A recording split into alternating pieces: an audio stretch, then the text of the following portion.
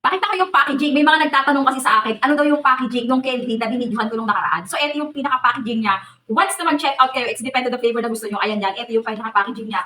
Ito pala, babes, ang nagustuhan ko kasi sa kanya, alam niyo ba kung ano? Para ka bang, first time ko lang ha, hindi ko alam kung ako lang, pero i-try nyo rin, be. Normally, bibili tayo ng candy, yung letter M na medyo mentol, di ba? May hagod sa lalamunan. Ganun yung atake niya sa atin eh. Sisipsip ka ng candy, may hagod sa lalamunan, pero matigas siya. Eto, be, gamis! On the spot gamis! Gamis melty sa mouth? Alam mo yun, sobrang lambot niya sa mouth. Tapos, may hagod sa lalamunan. Bet na bet ko kasi nga, di ba, namamaos ako pag nagla-live ako? Ay, grabe! Bet na bet ko talaga ang ganda sa lalamunan. Sobrang!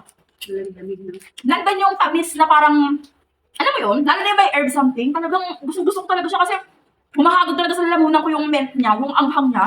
Parang, para kung kumakain ng candy na mamahalin, alam mo yun? Pero napakamura lang. Mga candy mamahalin sa may mga tiktak-tiktak, alam mo yun? Ganon yung atake sa lalamunan ko yung anghang niya.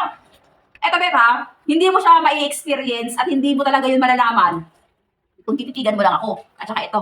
Ito yung link natin sa Yellow Basket. I-try mo lang i-click. I-check out mo yung isang pack lang muna. Tapos pag nagustuhan mo, apatin mo na. Kasi for sure magugustuhan ng buong pamilya niya. Ang lamig sa, sa lalamunan. Grabe. Bet na bet ko talaga ang sarap. Check mo na.